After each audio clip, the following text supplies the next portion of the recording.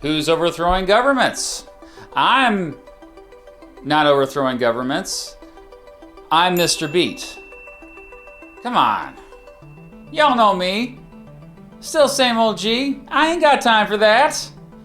But guess who has overthrown governments? The United States government. Like, a lot. Regime change. It's called regime change. Is it in America's best interests to have regime change in Iran? End these wasteful regime change wars. President Trump now appearing to entertain the idea of a regime change in Iran, with Trump posting online, if the current Iranian regime is unable to make Iran great again, why wouldn't there be a regime change? Oh, regime change? The United States definitely knew her. A coup, which is short for coup d'etat, is a sudden, forceful, and illegal overthrow of a government. In this video, let's look at every time the United States did a coup, or heavily influenced a coup. How many times has the United States overthrown a foreign government? Well, estimates range from 14 all the way up to more than 100. According to my own estimates, there have been 26. At least 26 worth mentioning. We have a bit of breaking news that has just come in. Right now, the Iranian state media is telling the people of Iran that the Ayatollah has been killed. Oh, okay. According to my own estimates, there have been 27? At least 27 worth mentioning. Yeah, I know. That's a lot. And these were the successful coups, not the ones that failed. Because there are so many, I'll keep it brief for each one. We'll break it up into 3 periods: the Imperial Expansion era, the Cold War era, and the War on Terrorism era. Alrighty then. Here's every time the United States overthrew a foreign government. Oh, I should mention that we know of. Here's every time the United States overthrew a foreign government that we know of. So far.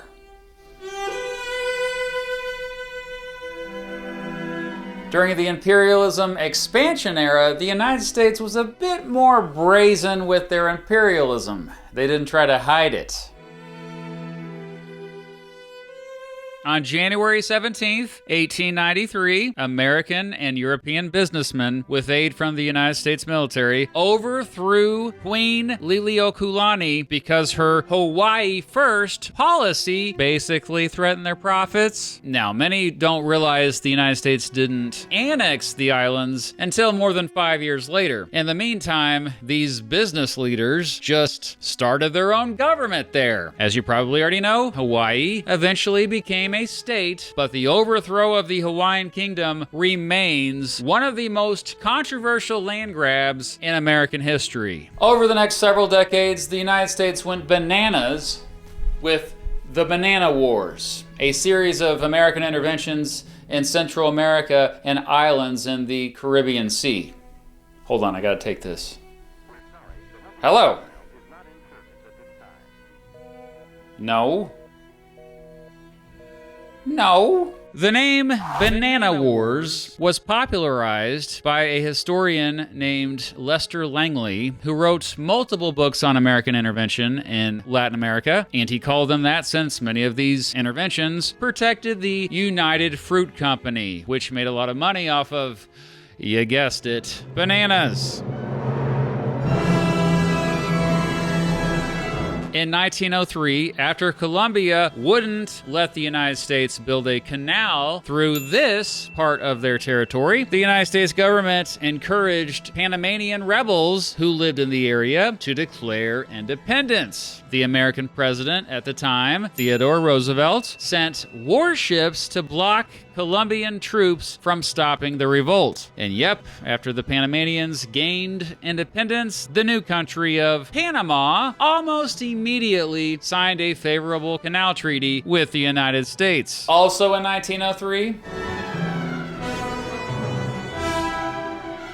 The United States military supported a coup by Manuel Bonilla, who was more friendly to American business interests like the aforementioned United Fruit Company. Over the following years, the American military would repeatedly protect Bonilla from other attempted coups. Ah, yes, Honduras, the original Banana Republic.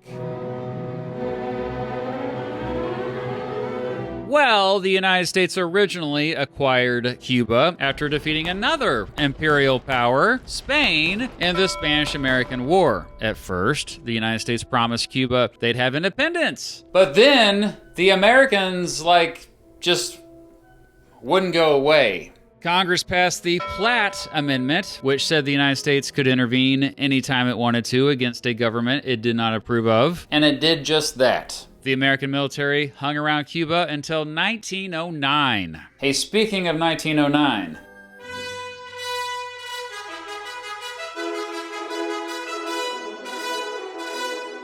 that year, the United States helped overthrow President Jose Santos Zelaya because he wanted to build a canal across the country that competed with the Panama Canal. And yeah, Zelaya threatened American business interests. American soldiers would support rebels and ended up occupying the country on and off for the next 2 decades.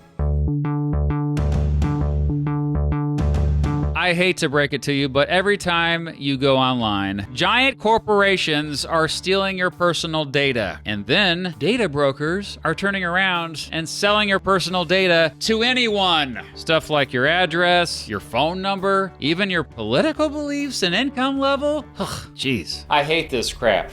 But you want to know one way I fight back? By using DeleteMe. DeleteMe proactively removes our home address, phone numbers, and family details from the internet. What I like about DeleteMe is that it sends you these personalized privacy reports showing what they found, where they found it, and what they deleted. I've been using it for several years at this point, and it's done a really good job scrubbing my personal information from all kinds of messed up sites out there. Protect your personal information and your family's personal information by using DeleteMe. And get 20% off DeleteMe consumer plans when you go to joindeleteme.com/MrBeat and use promo code MrBeat at checkout. There's the QR code. That's joindeleteme.com/MrBeat using code MrBeat. Thank you to DeleteMe for sponsoring this video. In 1913, Henry Lane Wilson, the U.S. ambassador to Mexico, and of no relation to his boss, President Woodrow Wilson, was very involved helping overthrow the democratically elected president of Mexico, Francisco Madero, who threatened American oil interests. Well, Woodrow Wilson would end up firing Henry Lane Wilson, but he kept American forces there anyway after continued instability in the country over the next few years in what became known as the Mexican Revolution. In 1915, American troops straight up invaded and occupied Haiti after a mob killed the country's president, Vilbren Sam. You see, American banks had lent a lot of money to Haiti, and they wanted the American military to get that money back. Hey, eyes down here, buddy. Why are you staring at my forehead anyway? Pervert. The Americans disbanded Haiti's army and controlled local politics in the country for years. On May 15, 1916, American troops landed in Haiti's neighbor to the east, the Dominican Republic, to, quote, restore order, and then promptly ran the government. Well, the real reason why they were there was to protect an American-owned sugarcane plantation. They sidelined locally elected leaders and installed American-friendly military leaders in their place. The United States military would occupy the Dominican Republic until September 18th, 1924. Hey Matt, Che Guerrero here, fellow content creator and Dominican who can speak a little more in depth about this topic if you don't mind. Of course, of course. Thanks. The American military had actually previously intervened in the Dominican Republic in 1903. Due to the multiple rebellions, the United States sent naval ships to protect American property and interest in the nation. They left shortly after, but returned several times, such as in 1914, when the Navy intervened to stop another rebellion and oversee the next elections. Fun fact, if you can call it that, during this era, FDR was a key architect of Wilson-era naval occupations in the Caribbean, setting up the Dominican Constabulary and the Hyena training schools that shaped the military career of DR's longest-serving dictator, Rafael Trujillo. I'll be back later, just like the US, because the US comes back after we stop Trujillo.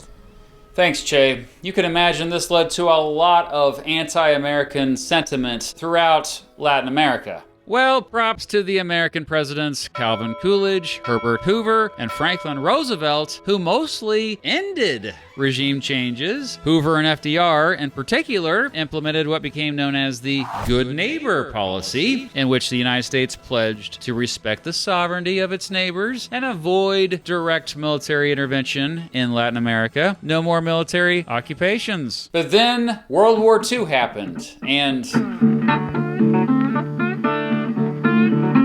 during the Cold War, the United States got more sneaky with the coups, and of course it was all in the name of stopping the spread of communism. This is a little ripe.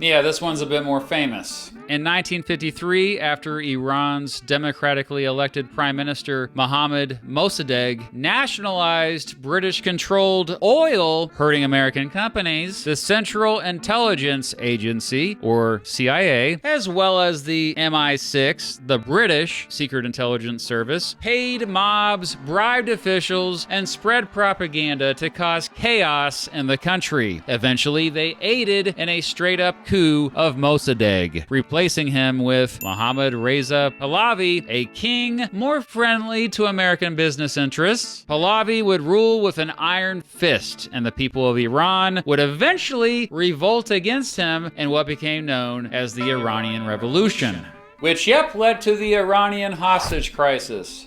Oh, yeah. I have a video about that. In 1954, Guatemala's president, Jacobo Arbenz, began to take unused property from the aforementioned United Fruit Company to give it to poor farmers. In response, the CIA aided rebels, ran radio psyops, and bombed targets to scare Arbenz into resigning. This was actually the second time the United States tried to overthrow their government. The first time, 2 years prior, was unsuccessful. A military dictatorship followed, sparking decades of civil war and mass killings. In 1960, after the Congo gained independence from Belgium, citizens there elected Patrice Lumumba as their prime minister. Well, the United States feared he was a bit too friendly with the Soviet Union. The CIA would help Belgium assassinate him, and eventually the dictator Mobutu Sese Seko took over and terrorized the country for more than 30 years. On May 30th, 1961, rebels ambushed and assassinated Rafael Trujillo, the dictator of the Dominican Republic. And guess who supplied weapons to the people who assassinated him? The CIA. The CIA.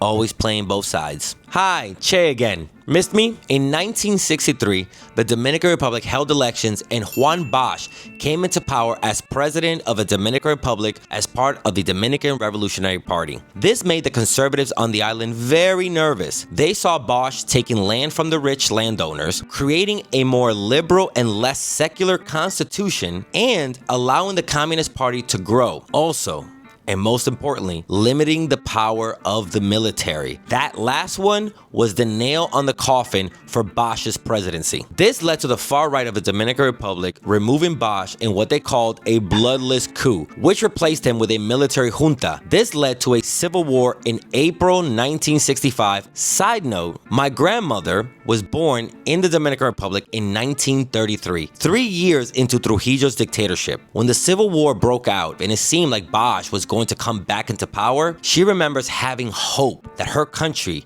can have a real people's revolution. However, my grandma's hopes, like millions of others, were dashed when the U.S. intervened in the Civil War and imposed a political transition that first led to a provisional president, Hector Garcia Godoy, and then to the election of Joaquín Balaguer, who was Trujillo's vice president. Balaguer was president of the Dominican Republic in 1988, when I was born in the Dominican Republic, and stopped being president in 1996. My first 8 years of life were under a dictator that the U.S. helped install, just like the one my grandmother lived under that the U.S. helped install. I am living proof that the damage that the U.S. has inflicted in Latin America is not such ancient history. After Jose Maria Velasco Ibarra, the president of Ecuador, got a little too friendly with communist Cuba, the CIA used propaganda, forged documents, and straight-up bribery to overthrow him on November 7th, 1961. 2 years later, anti-communist rebels within Ecuador overthrew the next president, Carlos Julio Arosemena Monroy, after he too was a bit too friendly with Cuba. There is growing evidence that the CIA also helped plan and carry out the overthrow of Abdul Karim Qasim, who was then executed by firing squad on February 9th, 1963. Qasim had been open to closer ties to the Soviet Union and communism. After Brazil's president, João Goulart, pushed for land reform and more worker rights, this freaked out, you guessed it, American business interests. In early 1964, the United States provided logistics and military aid to help rebels overthrow Goulart and install a harsh military dictatorship which would rule for the next 21 years. The CIA helped Britain overthrow Cheddi Jagan, the chief minister of what was British Guyana at the time. After Jagan got elected, he became a bit too cozy with Marxism and the Soviet Union. After Bolivia's president, Juan José Torres, became friendly with Cuba and nationalized the country's mines, the CIA gave intelligence and other aid to rebels. On August 21st, 1971, these rebels ultimately overthrew Torres and replaced him with Hugo Banzer, who, you guessed it also, would rule Bolivia as a brutal dictator for the next 7 years. Although strangely later in the 1990s, he'd returned to power after Bolivians elected him.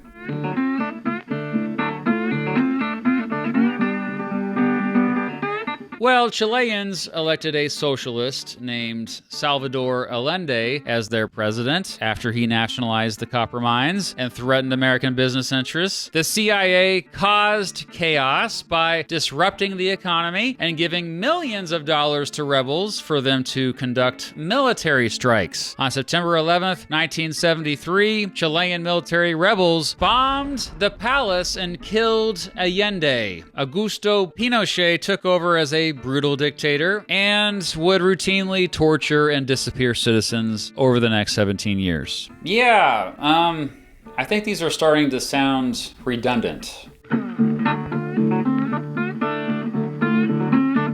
On October 25th, 1983, the United States military, along with a coalition of 6 different Caribbean countries, straight up invaded the country of Grenada to overthrow its Marxist government. Officially, President Ronald Reagan said the invasion was to protect American medical students, but we now know the main goal was actually to stop Soviet influence. The United States installed a more American-friendly government. Most of the world condemned the invasion of Grenada, but most Americans actually approved of it at the time. On December 20th, 1989, President George H.W. Bush sent thousands of American troops to overthrow and arrest Manuel Noriega, a former CIA asset turned drug-running dictator. Operation Just Cause. No, seriously, that's what the United States called it, Operation Just Cause. Noriega had become a bit too defiant and was threatening American interests near the Panama Canal. It was a quick, somewhat massive military operation that lasted less than 6 weeks and ended with Noriega in an American prison. But by then, the Cold War was winding down, bringing us to a new era.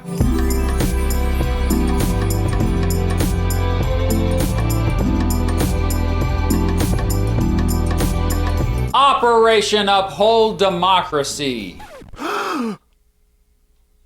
No, seriously, the United States called it Operation Uphold Democracy. So cringe, bruh. In 1994, President Bill Clinton sent 25,000 troops to, quote, convince Haitian military leaders under the command of Joseph Raoul Cedras to step down without a fight. In his place returned Jean-Bertrand Aristide, who was overthrown 3 years prior, despite being democratically elected. It was a rare case of the United States intervening to restore a democracy it liked. What's also interesting about this coup was that there is some evidence that suggests the CIA may have helped Aristide be overthrown the first time. Oops. On February 29th, 2004, military rebels overthrew Aristide from power again, and he and others later accused the United States for playing a role in it. But then 9/11 happened, and everything changed. On September 11th, 2001, a group known as Al-Qaeda hijacked 4 airplanes to launch coordinated terrorist suicide attacks on American soil, known as the September 11th attacks, or simply 9/11. Which I have a video about. Duh. In response to these horrific attacks, the United States invaded Afghanistan to topple the Taliban regime because they were harboring Al-Qaeda. The United States teamed up with the Northern Alliance, a group of Afghan rebels, to quickly take control of the country. This began the longest war in American history, the War in Afghanistan, which ended with the Taliban returning to power in 2021. On April 11th, 2002, rebels overthrew Venezuela's president, Hugo Chavez. There is some evidence that American diplomats helped organize it. However, the coup was short-lived. Like, really short-lived. Chavez was back in power within 48 hours. On March 20th, 2003, American troops led an invasion of Iraq to overthrow Saddam Hussein, the country's brutal dictator. How did the United States justify this invasion and overthrow? Well, President George W. Bush and his administration had claimed Saddam had weapons of mass destruction and ties to terrorists. No such weapons were ever found, but American soldiers did capture Saddam and eventually executed him. The invasion destabilized the entire region and led to a long, bloody insurgency. Oh, I also have a video about the Iraq War.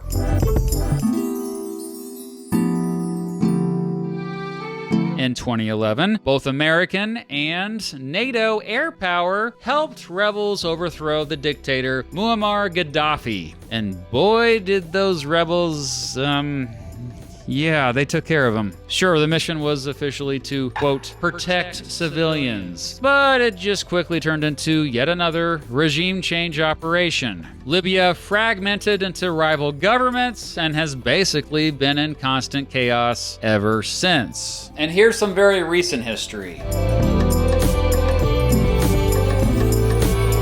On January 3rd, 2026, American forces carried out a military strike in Venezuela that resulted in the capture of Venezuela's president, Nicolas Maduro, and his wife, Celia Flores. President Donald Trump announced that the United States would oversee a new government and is currently holding Maduro and Flores in prison as they await trial for illegal drug-related charges. So that's it, I think.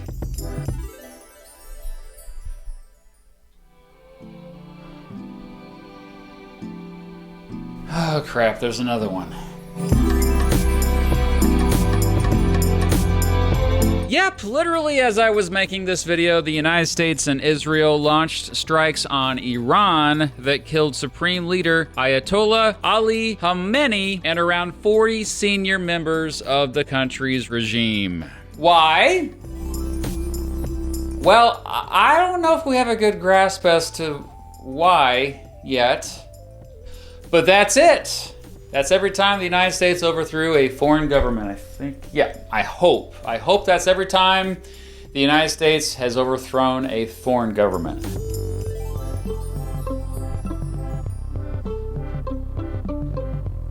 This banana isn't that good.